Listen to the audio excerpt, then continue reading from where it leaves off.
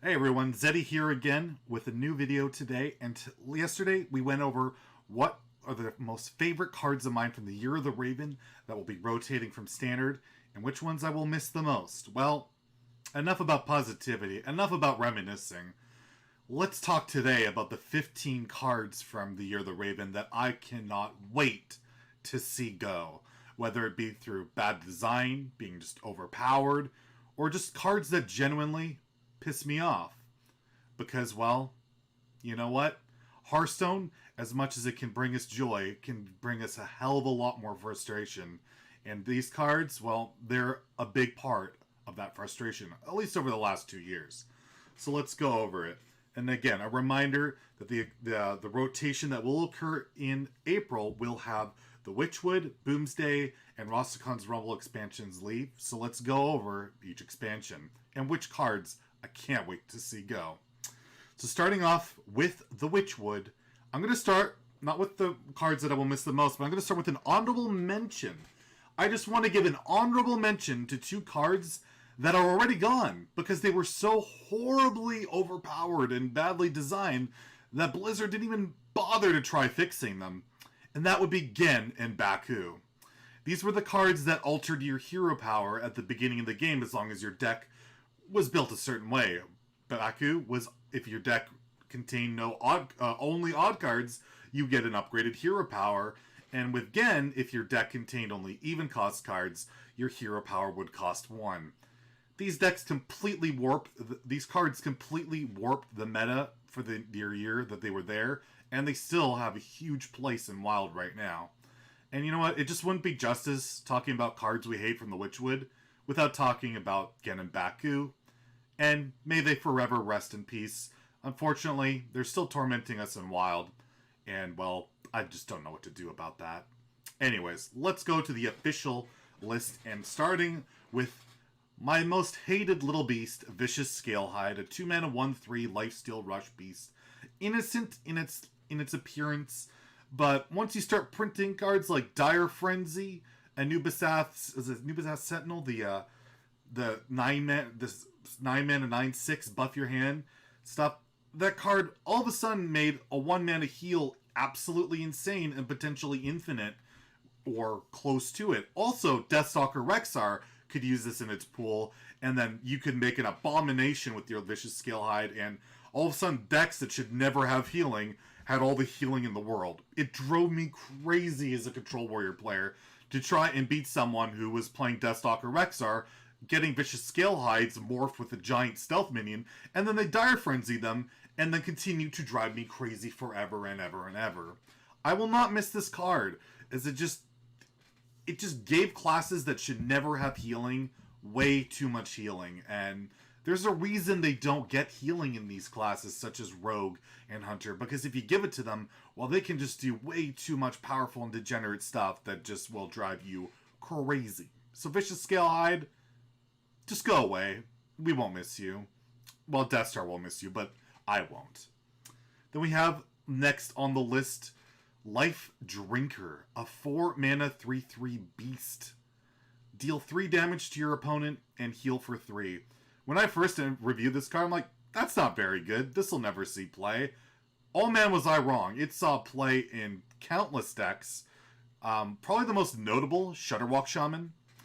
And the problem with the card is, well, when you play Shudderwock and you had played your combo, well, the Lifedrinker not only was an annoying, smart card that would heal, it would do it infinitely, and you were just slowly drained to death by the infinite combo of Shudderwock with his jaws that bite and that catch. It was just... I don't miss those days, and I won't miss Lifedrinker. And now with Shadow Step and other mana cheat, he's drank enough, and I won't miss him. Rest in peace, my buddy. Next card on the list is actually never seen any real constructed play. But you'll be like, what card would I want to see gone that hasn't even seen play? Duskfallen Aviana, the worst legendary ever made, bar none. It's a 5-mana 5/7, I think. 3. I don't even remember the stat line. I don't want to look at it. it's right over here. You can look at the picture, okay? I don't want to deal with it. The effect is what's important. When its effect is when at the start of your turn your cards cost 0, and that goes for your opponents as well. The first card you play is 0. What are you going to do with this card? You're giving your opponent effectively 10 free mana, as long as they have anything expensive, which they probably will, and then you lose the game. How are you supposed to play this card? Alarmabot it out? That's not happening. So I don't know what this card was ever supposed to do, and it just reminds me of one of my favorite cards ever, Aviana, a 9-mana 5/5 Druid legendary that makes your minions cost 1, and it can do crazy cool stuff. What the hell was this? And then you play a 4-drop, you evolve it, and you get a Dustfallen Aviana and lose the game as well. So many things about this card can just trigger you. Probably the biggest is just, why did they make this card? It's such a waste. Druid is an awesome class. Why do we get this trash? So Dustfallen Aviana, I will not miss you. And I still don't understand why you were ever a thing. But at least it never saw play, because how in the hell could it? Next on the list is Hagatha, the Shaman Hero card, which was an 8-mana battlecry, deal 3 damage to all minions, which was a okay effect. Cool little battlecry. That's not a big deal, right? Well, it had a passive hero power, and whenever you played a minion, get a random shaman spell. So basically, infinite value as long as you have any minion, which is not very hard to have, especially playing shaman, where it has some of the best card generation out there, despite it being a class weakness, but whatever. And it would just outvalue pretty much any deck.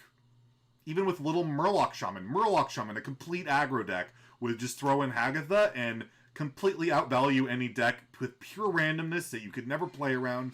And boy did it drive me up the wall. I cannot count how many games I lost to pure random crap that I could not play around, and it just drove me bananas. And I will not miss it. Hero cards in general, they tend to wear out their welcome very, very quickly, at least for most people I know. They're too strong, they're too powerful, and because they're too strong and too powerful, they just create linear gameplay, or, in this case, completely random linear gameplay of spam minions get random stuff. The card did get power creeped out of play eventually, but when it was raining its terror, it drove me bananas. Last on the list is another shaman card, Shudderwock. This card had one hell of a history, from day one basically breaking the game Disguised Toast, making animations last forever, so they patched that and made it at least somewhat quick, to infinite combos that you could not play around, and as second your opponent got it going, well, you lost the game, and you just had to sit there and watch or concede and get the hell out of there. And then, just as an overall card, it's just was so insanely powerful. In Galakrond Shaman, you just summoned more 8/8s with Rush and all this craziness. The card just was just so powerful to the point where you just lost to one single legendary. Because guess what? Repeating battle cries is insane. The card finally didn't see much play right near the end of this rotation cycle. But it took about 8 nerfs to all these shaman cards to make it happen. And well, if that's not the sign of a card that just is way too problematic, too strong, and too frustrating, I don't know what is. So Shudderwock, I ain't gonna miss you, buddy. And my god, at least we don't have to sit through those animations anymore. So that's it from the Witchwood. What about the Boomsday Project? What cards drove me insane? Well, I'm gonna start with Hench-Clan Thug. That's right, Hench-Clan Thug. Innocent little card, 3 mana, 3/3. Gain +1/+1 every time your hero attacks. Well, you know what? That's infinite scaling. And for a while, it was an auto clue, especially with Baku being a thing in Odd Rogue.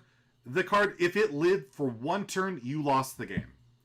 If you had no answer for this card, you are going to lose. And I don't personally like cards like that. Infinitely scaling, somewhat hard to remove on 3, although power creep again helped with that. It was just a card that I felt was too strong, too frustrating, and so many games I literally just lost because I could not answer a 3-drop. I would have to proactively kill a 5 or a 6-drop over this thing. It's just very frustrating, and I won't miss it. It seemed too strong at the time. I thought it'd be auto-include forever. Power creep's a hell of a thing, though, but still, I won't miss the card. Next on the list, Mecha'thun. 10 mana, 10/10 mech. Wow, that's pretty crazy. What does it do? Death Rattle. If your deck contains no cards, you have no cards in your hand, and there's no other minions on the battlefield, and it dies, well, you win the game. Just no. Just no.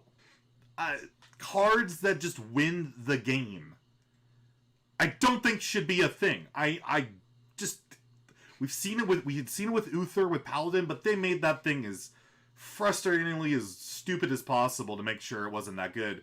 It even became good, but regardless. And then they make this, where we have cards like Naturalize and Innervate, and we have Cataclysm and other ways of killing the card off. And you know what? There was several high-tier Mecha'thun decks. Boom Ship. You could boom ship out your Mecha'thun, Malygos, Whirlwind, Inner Rage.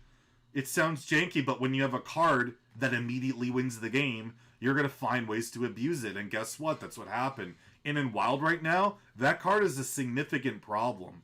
Only Quest Mage right now keeps it in check. And that card will forever be a problem. And I thought it was horrendous to print a card that just wins the game. It's just a mistake. I'm sorry, that card was a mistake. It is a mistake. And I'm glad it's gone from standard, but God, I really hope we don't go down that road again. Next on the list, and this might surprise some people, considering Control Warrior was my baby for a while and I hit rank 1 legend with it and all that, Dr. Boom Mad Genius. I will not miss it.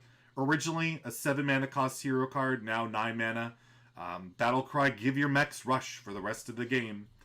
And your hero power was a revolving hero power, randomly of course, where you could gain 7 armor, get Kaboom, which is all I ever get. Why do I only get Kaboom?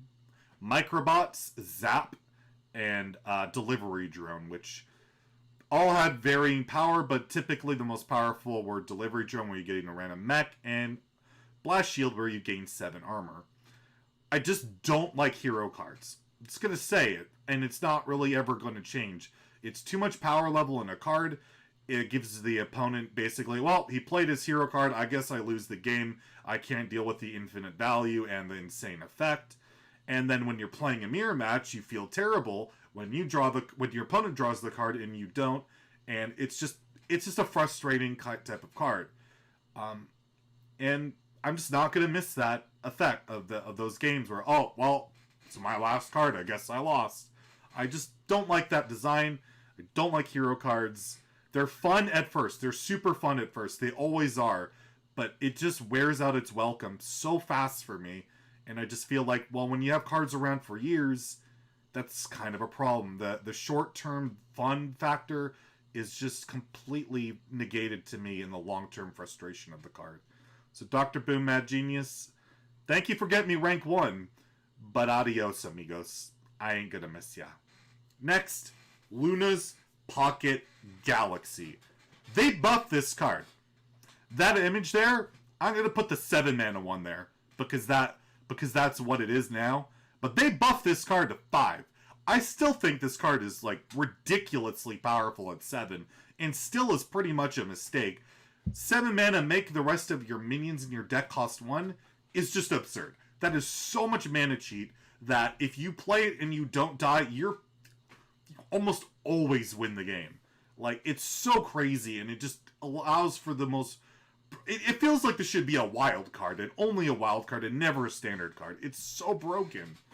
And they made it 5. When it was 5, it just completely broke the game. It just did.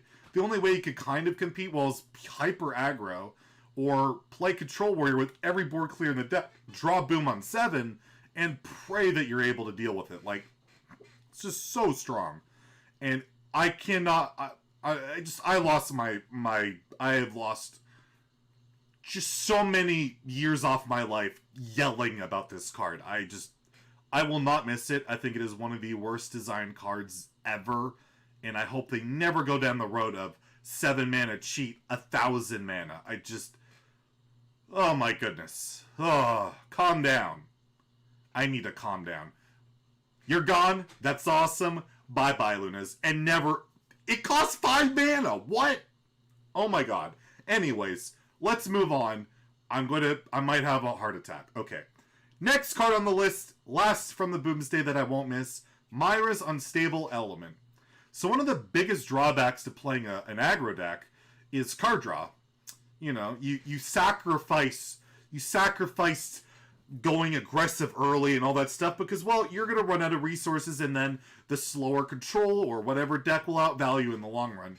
Or you can play Myra's and draw your entire deck for 5 mana. And then... Okay. This was a staple in many aggro decks in Rogue and was just almost auto-win a lot of the time. Especially you could prep this when prep was unnerfed and play it for 2 mana. 2 mana draw your entire deck is pretty good. And then you had other cards that made this card insane as well with Pogo Hopper. When they buffed Pogo to 1 and then you could just prep Myra's and then just shuffle Pogos and immediately win. It was pretty nuts. And I just felt like 5 mana draw your entire deck is just a little too powerful. Yes, there's fatigue ramifications. Yes, you might mill cards and not get stuff you need, but my god, the effect was just so powerful and it drove me a little bit off the wall. Okay, I'm going to admit it. I get a little upset. So those are the cards from Boomsday that I won't be missing. Let's go to the last expansion. Rostakon's Rumble. What will I not miss from there? Remember how I was talking about how aggro decks run out of steam because, well, they don't have card draw to support it. So let's print Master's Call for Hunter. What could go wrong with giving Hunter card draw? Also, card draw that tutors. Also, undercosted card draw. That's right, Master's Call, 3 mana. Draw 3 beasts from your deck if your deck only contains beasts, otherwise you discover a minion. Well, guess what? Drawing 3 beasts is not much of a downside when all your beasts have rush, or you have giant lifesteal vicious Scalehides that have been dire frenzied in your deck. You know, that's pretty strong. And, well, you know, you can also play Rexxar with it, and then have infinite value with your insane card draw and generation. That was fun. Insane card. It made Midrange Hunter into a complete nightmare for quite some time until basically Rexxar rotated last year, and still remains a staple in Midrange Hunter to this day, although not a top tier deck anymore. It's still very good, and was top tier until probably the last expansion. So, insanely powerful card, drove me nuts. 3 mana draw 3, that's just a little too nuts in my opinion, especially when it tutors. I ain't gonna miss that, but the horn, I gotta admit, the horn always was pretty cool. Doo-doo, however it sounded. Next on the list is another Hunter card. I guess I'm kind of anti-Hunter. I'm also always going to put hero cards on this list. Zul'jin, 10 mana, repeat all spells you cast this game, and then you get an upgraded hero power of deal 2 damage, you can target it. Again, hero cards, too much power in one card. This card could give you basically infinite value if you play 2 Dire Frenzy. You're just never going to run out of steam. But it also could be infuriating if you would Dire Frenzy first before getting your animal companion or your Unleash the Beast. It could be a frustrating experience due to how random it is. So it had that aspect to it.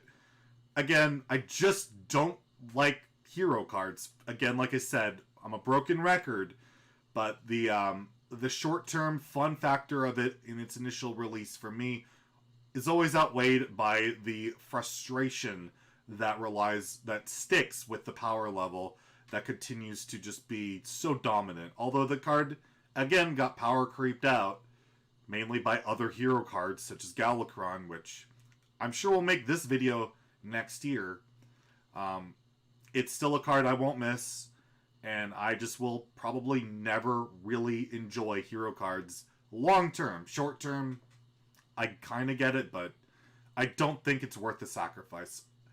I was really happy they were getting away from the hero card stuff, but that's probably another discussion for a video that we'll probably do in the future. Next, we have a Paladin card. A card that drives me almost more crazy than Pocket Galaxy. Not for its power level, but for its why in the hell did they print this? Time out. Timeout is a 3-mana paladin spell. You are immune for a turn until your next turn. It's Ice Block, but controlled and uncounterable. Did we rotate Ice Block because it was unfun, uninteractive, and just a very frustrating card? So why do we bring it back and make it even more uncounterable? You can't counter Timeout. The only way I ever figured out how to do that was through a Hakar Druid where I force drew them Bloods, and then when their turn started, they drew about 1,000 of them and took like 1 billion damage. It was pretty rad. We talked about that last video if you want to check it out. But yeah, I don't know. Why would you make this card? Oh, because you want to make a certain combo work? I guess we're going to brute force it, and you're going to like it, whether you like it or not. Well, no, I didn't like it, and Shirvallah OTK Paladin was not exactly a very enjoyable deck to face. Mainly because of this card. I don't mind combo decks, I'm a combo deck player, but when you just make it so you're cheating and literally can't take damage, it's infuriating. It's like, well, I can't do anything, I guess I lose. I have this insane board that I worked hard for, but nope. Doesn't matter, he played Timeout, and now he does 25 in hand, and I just have to sit there and watch it. Yeah, Timeout, you can just time the hell out of this frickin' rotation, alright? Get out of here. Speaking of OTK Shirvallah Paladin, I guess I might as well throw it on the list. Shirvallah. I actually think this card's really cool, but it's probably Holy Wrath that's more of the card I have the issue with, but again, Shirvallah for the same reason. It's 25 cost, and a 25 cost minion, like how to even play it? 7/5 Lifesteal Rush? Well, costs 1 less for costs less for each mana you've spent on spells this game. So it didn't take too long to make it 0, and I think that's fine. And I thought the card was kind of cool, but the way it interacts with Holy Wrath was just absurd. If the card costs 0 and you Holy Wrath it, it should just cost 0. I don't know. My problem so much isn't with the card, but the deck it enabled, and Shirvallah time with Timeout was just such a frustrating experience. The card basically saw 0 play outside of that deck. It was rarely used for just defensive purposes. You just did this absurd OTK deck. There was one big Paladin deck I saw that used it, and you know what? That was kind of cool. I mean, if the card was used more like that, where it was actually used as a minion that healed you defensively, I think it'd be pretty rad, but it was just blatantly used for an unfun combo deck that I just won't miss. But I can see the merit to the card, unlike a lot of these. So, I'm a little bit mixed on it, but I thought I'd throw it on the list. Can't really put Timeout without Shirvallah. And then last on the list, similar to Dustfall and Aviana, a card that never made any viable constructed deck, but I ain't gonna miss him. Hir'eek the Bat. I'm sick of evolving into you. Go away. That's about it. Screw you, Hir'eek. I ain't mutating into 8-mana 1/1s anymore. Unless they make another one, but they won't, right? They can't do that to us. Hir'eek's gone. We can finally get our Deathlings reasonably consistent. That'll be fun. Alright, so those are the 15 of my least favorite cards that I will not be missing, that will be rotating. Unfortunately, I play Wild, so I'll still be seeing them, but at least they're in Wild. I can always just not play Wild, but yeah, we won't be doing that. What were some of your least favorite cards? What cards are you looking forward to rotating the most? What cards do you disagree with? I can see you guys disagreeing with a lot of these. These are a lot of personal biased grudges towards a lot of cards. Some of these cards are probably pretty cool to you, but to me, they can go away. I don't like them. Unless it's Pocket Galaxy, you can't disagree on that. Pocket Galaxy is just garbage. They made that 5 mana! Why? Anyways, thank you for your time. If you enjoyed the video, please like and subscribe. And yeah, we'll see you tomorrow. Have a good day. Stay salty, my friends.